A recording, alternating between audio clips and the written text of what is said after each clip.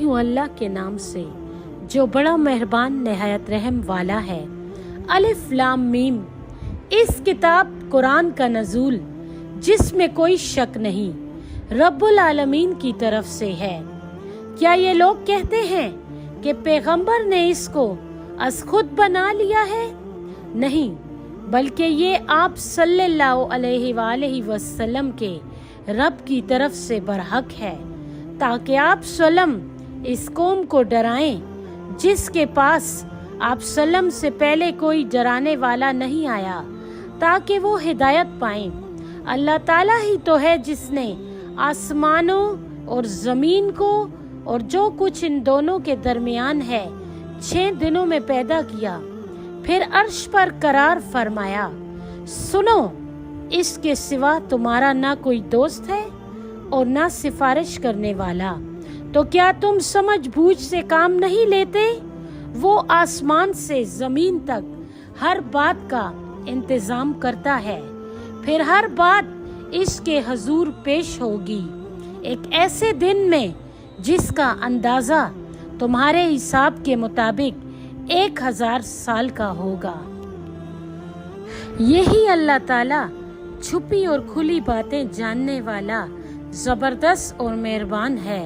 वही अल्लाह ताला जिसने हर चीज को निहायत अच्छी तरह बनाया और इंसान की पैदाइश को मिट्टी से शुरू किया, फिर हकीर पानी के खुलासे नुत्फे से इसकी नस्ल चलाई, फिर इसे दुरुस्त किया और इसमें अपनी जानिब से रूह फूंक दी और तुम लोगों के लिए कान, आंखें और दिल बनाए, मगर तुम बहुत थोड़ा एहसान मानते हो। और इन्होंने कहा कि जब हम जमीन में खत्म होकर रह जाएंगे तो क्या हम असर नो पैदा होंगे? बात यह है कि ये लोग अपने रब की मुलाकात से मुनकिर हैं। कह दीजिए कि मुल्कुल मौत जो तुम पर मुकर्रर है तुम्हारी रूहें कब्ज करेगा, फिर तुम अपने रब की तरफ लौटाए जाओगे।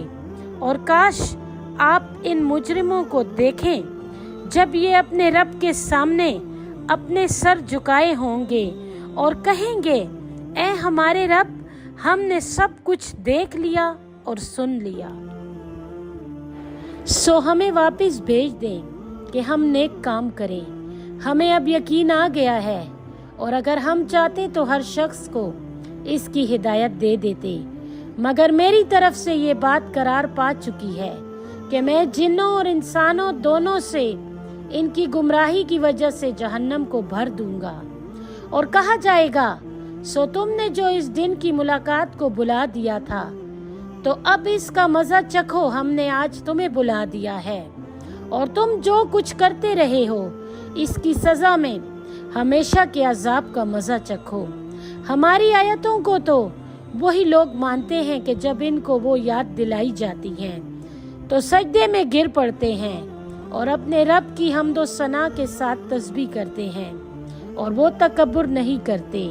इनके पहलू ख्वाबगाहों से जुदा रहते हैं और अपने रब को खौफ और उम्मीद की हालत में पुकारते हैं और जो कुछ हमने इनको दे रखा है इसमें से खर्च करते हैं। सो कोई शख्स नहीं जानता कि इसकी आंखों की ठंडक और खुशी के लिए क्या कुछ छुपा रखा गया है उनके उन नेक अमाल के बदले में जो वो करते रहे थे।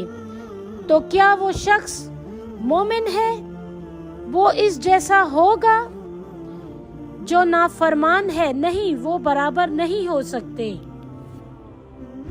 हाँ, जो लोग ईमान लाए और नेक अमल करते रहे उनके रहने के लिए बाग होंगे, ये मेहमानी होगी उनके अमाल के बदले में। और जिन लोगों ने नाफरमानी की उनके रहने की जगह दोज़ख है, जब कभी वो इससे निकलना चाहेंगे दोबारा इसी में लौटा दिए जाएंगे।